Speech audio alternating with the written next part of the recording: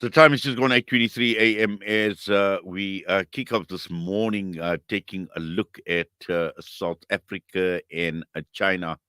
Now, we've learned about eight bold new agreements in South Africa and China, shaking up the global world politics, but also economically. Now, we know South Africa has been part of BRICS.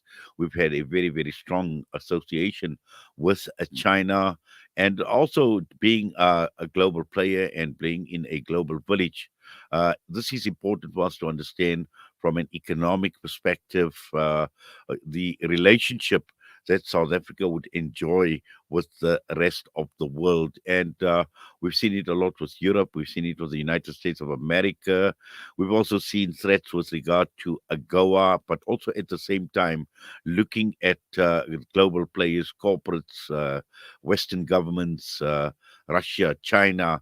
Right across the entire world, there is this huge interest in Africa, and we have been talking about this for a long, long time, where we've been talking about the scramble for Africa. And China obviously has made huge, they've made massive inroads on the African continent, and South Africa is no different.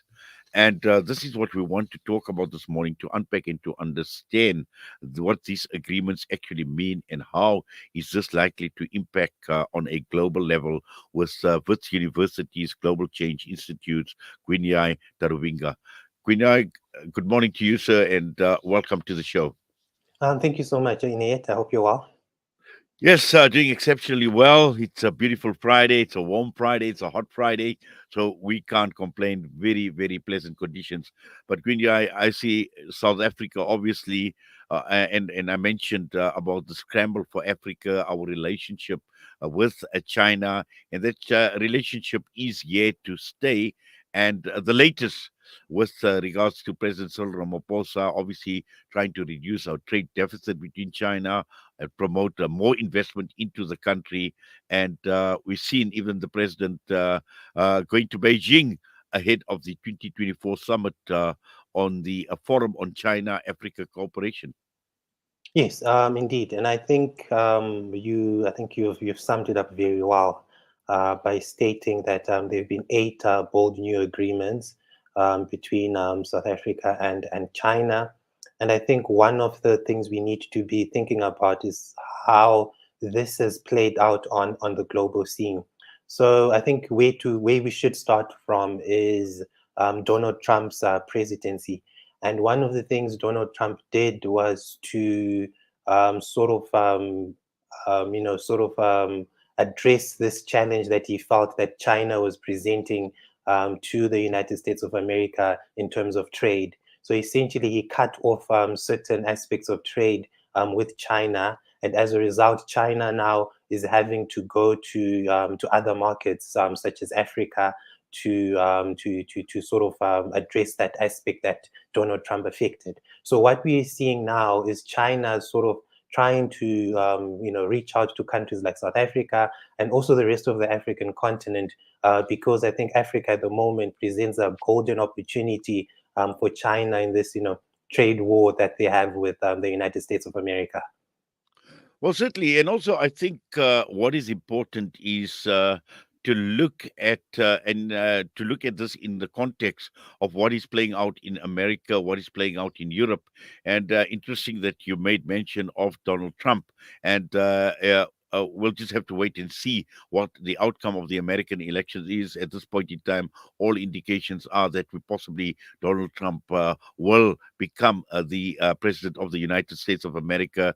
We know about his thoughts and his feelings towards China. It's happened in the past. He's been talking about it as well. And clearly, America is wary of China and anyone who has a relationship with China. And this, I think, is absolutely important to understand as well.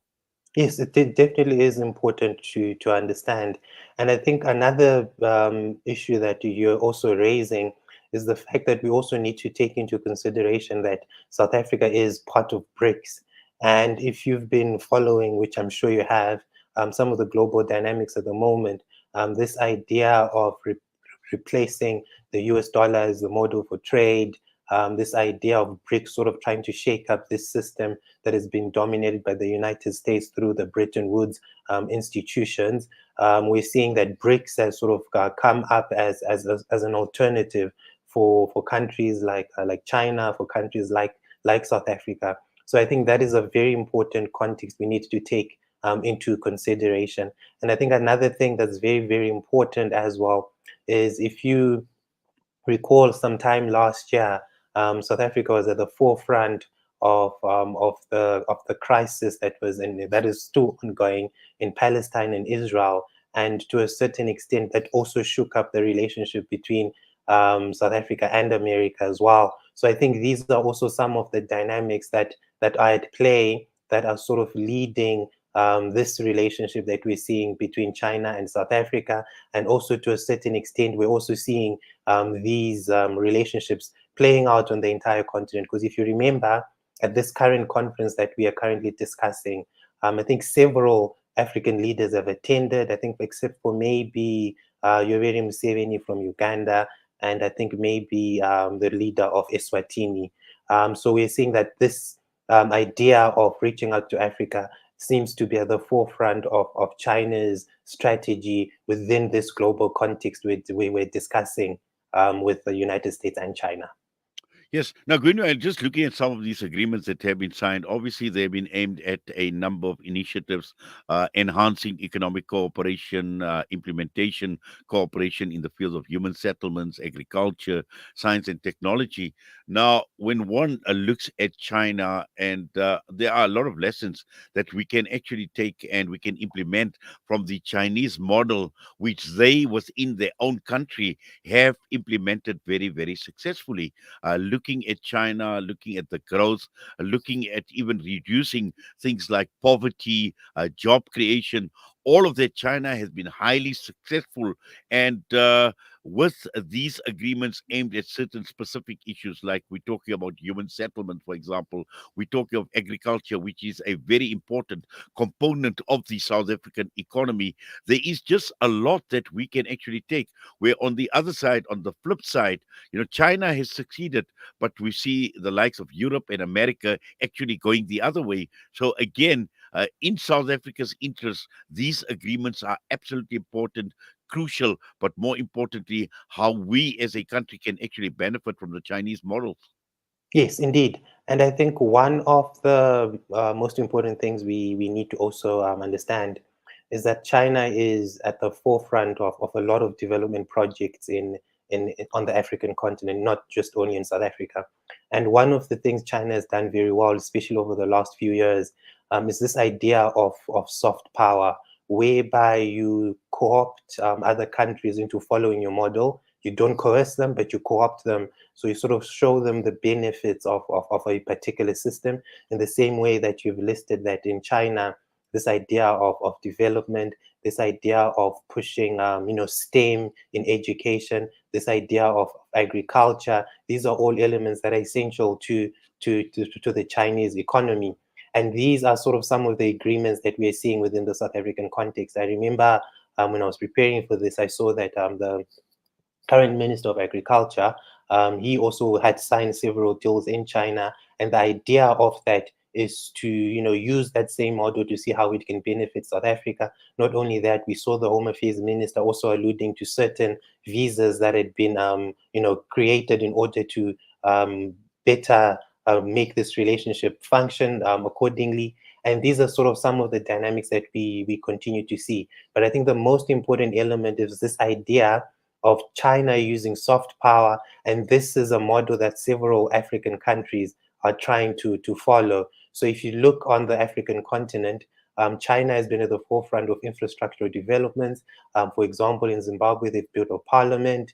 You can see in several other countries, they've also built several ports, infrastructure, all with the aim of trying to aid Africa in terms of development and trade. So this idea of soft power, I think, is something that's driving this idea of these agreements that China has signed with South Africa.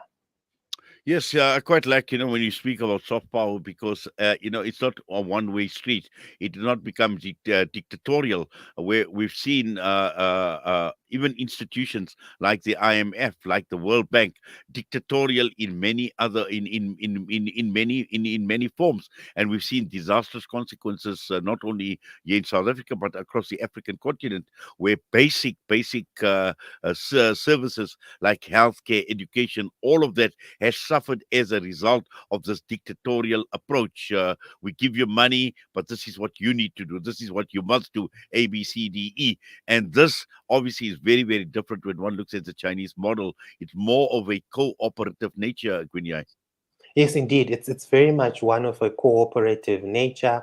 And I think one of the other elements that you've spoken about is the role of the IMF and the loans that they provide, but the conditions as well. These are seen as being, affecting obviously the African continent. But I think another point, I think you mentioned this at the beginning of our discussion, is this idea of AGOA. So I think a few months ago, there were, negotiations about extending AGOA to South Africa, but I think those negotiations, I think they might have been successful. I haven't followed up to see whether they've been successful or not. But you could see that America was also trying to flex its muscle there.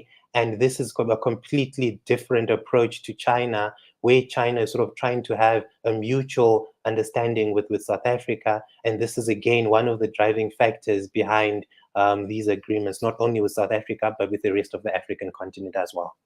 Yes. Also, I think the other important issue with regard to China is just want to focus a bit on is science and technology, because technologically, China is way ahead of many right across the entire world, and we've seen that. We've seen evidence of this in China in almost every facet of life, and we've seen even from a governance perspective, the Chinese model. I mean, 20 odd people governing an entire country of 1.2, 1.3 billion, and how successfully they've done it. But again, this all adds to how far China has actually made progress in terms of science and technology in addressing some of the other issues apart from just economic issues. And I know one of the issues that actually stands out, and I think even John Steenhuisen alluded to this, talking about the big game changer on foot and mouth disease. Now we know what has happened with these type of outbreaks, over a period of time, how this has impacted on countries, how it has impacted on trade, economies, all of that. So, from that perspective, again, here comes another value add, Guinea. Yes, indeed, and I think these again are some of the important elements we need to be looking at. So, if you remember again, under Trump's presidency, one of the biggest controversies under his leadership was his relationship with Huawei, and I think that ties closely to the point that you're making, to say that because of China's ability to shift in terms of technology, and more importantly, this idea of STEM, which several African countries and South Africa itself have also adopted, are very important. And again, these are some of the arrangements and some of the agreements that China has made with several African countries, especially South Africa. So the idea of technology is very important because it ties closely with South Africa's infrastructure, and it also ties closely with some of the aims of the GNU, right? Because these are again some of the dynamics we need to be looking at. To say that the GNU also has certain targets they have for the economy, and the idea of technology is very important. And I think earlier I also mentioned the idea of the Minister of Home Affairs, in addition to John Steenhuisen, whereby again this idea of technology seems to be also at the forefront of these arrangements that have been made between South Africa and China. Well, Guinea, it's going to be quite interesting, and let's see what actually comes out of this. And I'm sure from time to time we will visit this discussion. But more importantly, let's see what these agreements translate into and how this could be of mutual benefit to both China and South Africa. But for now, all the best to you, sir. And as always, we thank you. We do appreciate your time. Thank you so much. Have a enjoy the rest of your Friday. Thank you. Quinai Taravinga was us this morning out of Wits University, and this is clearly a very, very interesting development for South Africa at this point in time. Let us see what comes out of these agreements, that President Cyril Ramaphosa and the South African government of national unity has signed with their Chinese counterparts. And with that, we're going to go for a break. We'll be back.